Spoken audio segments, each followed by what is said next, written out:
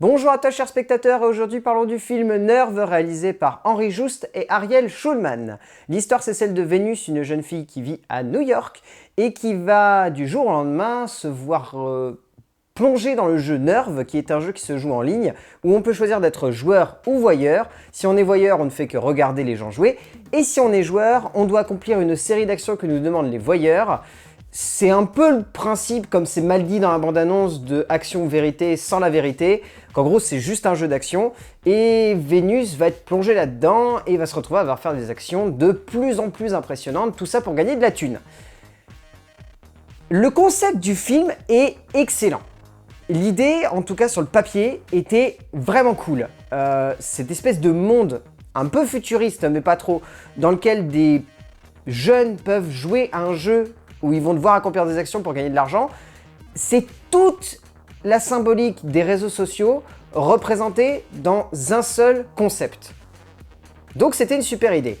C'est basé sur un roman de Jan Ryan, et voilà, on se disait, qu'est-ce que les deux metteurs en scène que sont Henri Juste et Ariel Schulman, plus connus pour avoir réalisé Paranormal Activity 3, ce qui en soi est pas forcément extraordinaire, même si c'est l'un des meilleurs volets de la série, et on pouvait se demander ce qu'ils allaient en faire, et pour le coup, ils offrent un très bon film. Mais genre, vraiment un très très bon film, qui est à la fois une critique de la société, qui est à la fois un film de divertissement extrêmement efficace, qui est une œuvre pop et moderne, et qui a un petit trip rétro-nostalgique qui fait pas du mal par où ça passe. Le scénario est signé par Jessica Scharzner, donc adapté du best-seller de Jan Ryan. Le scénario est intelligent parce qu'il ne se limite pas à son concept. Comme évoqué avant, c'est un film à concept. Il ne faut pas se voiler la face, c'est vraiment un film à concept, Nerve. Et généralement, les films à concept, ça tient un quart d'heure et ensuite ça rame pour essayer de faire en sorte que le concept tienne la route. Là, c'est pas le cas. Le film tient la route du début à la fin parce que c'est un concept qui, dans un premier temps, a un premier regard, celui du regard du joueur, puisqu'on est dans le même trip que Vénus, et on kiffe voir ce jeu se mettre en place et se mettre en route grâce à elle. Et tout petit à petit, le film nous place dans la position du voyeur, et le malsain commence à pointer le bout de son nez, et c'est là que le film a un deuxième regard qui est vraiment prenant.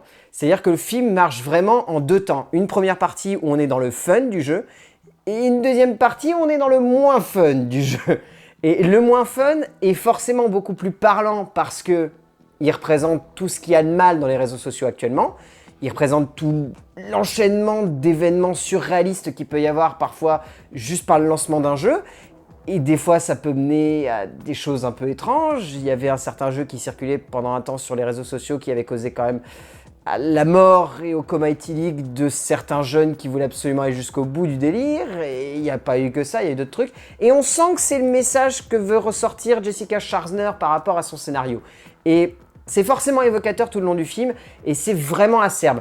Même si, et là on rentre dans le plus gros point noir du film, ça aurait pu être bien plus glauque. Ils auraient pu aller beaucoup plus loin, que ce soit dans la mise en scène et dans l'écriture. Dans l'écriture, Scharzner, elle aurait pu être beaucoup plus violente, beaucoup plus méchante, beaucoup plus cynique, beaucoup plus corrosive dans son message, et elle aurait pu amener certains retournements à avoir beaucoup plus d'impact que simplement le « voilà, le message c'est ça ». On aurait pu se dire qu'elle aurait pu faire en sorte de donner à son scénario une plus grosse parabole et de pas uniquement s'imiter à le message c'est ça, mais à le message peut avoir tel impact si on continue. C'est un petit peu dommage. On n'est vraiment que dans le constat et on n'est pas dans la supposition de comment ça pourrait évoluer. C'est le plus gros défaut de l'ensemble. Au niveau de la mise en scène, Henri Juste et Ariel Schulman, ce qui est génial, c'est qu'ils ont totalement dépassé le stade des faiseurs qu'on avait d'eux par rapport à Paranormal Activity 3. C'est-à-dire que là, c'est vraiment des metteurs en scène qui ont plein d'idées. Ils ont des idées à la seconde. Ce qui est impressionnant, c'est l'utilisation des nouvelles technologies dont ils se servent.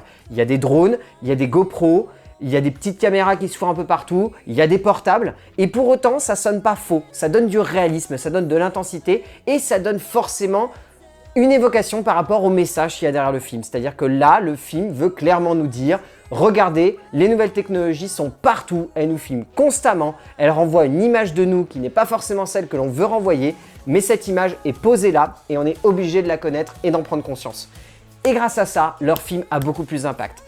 Mais il manque toujours ce petit côté corrosif et violent qu'on aurait aimé beaucoup plus présent dans le film. Il est là, il est évoqué, mais il manque de punch et il manque de glauque, quoi. On a envie de voir du glauque, on a envie de voir du malsain, quoi.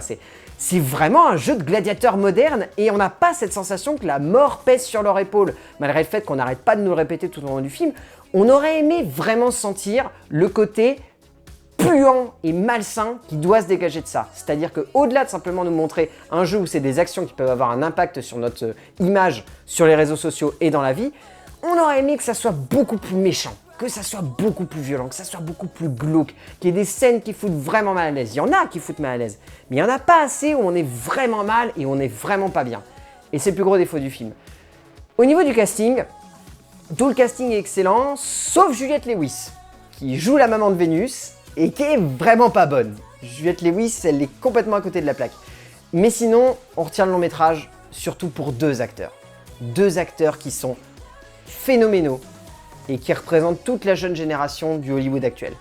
Dave Franco et Emma Roberts. Les deux sont superbes du début à la fin du film. Ils ont des performances simples, ils ont des performances qui fonctionnent, ils ont des performances qui prennent aux tripes, qui sont efficaces, qui sont cool, quoi. Ils sont cool, ces deux personnages, et ils arrivent très très bien à les camper et à leur donner un sens par rapport à ce qu'ils doivent évoquer dans la société actuelle. Et rien que ça suffit à nous donner envie de les suivre. Et rien que pour ça, on a envie de dire que leurs performances sont vraiment excellentes. Mais à l'image du film, en fait, Nerve est un film vraiment bon. Il a plein de petits défauts et il manque de ce petit côté acerbe et glauque qu'on aurait aimé vraiment présent dans le film. Mais il est bon, il représente un message qu'il faut absolument transmettre aux générations actuelles, dont je fais partie, dont une grande partie d'entre vous font partie.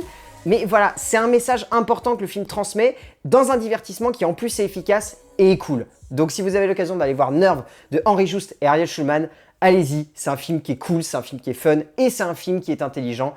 Et pour un divertissement de fin d'été, c'est plutôt cool. A plus!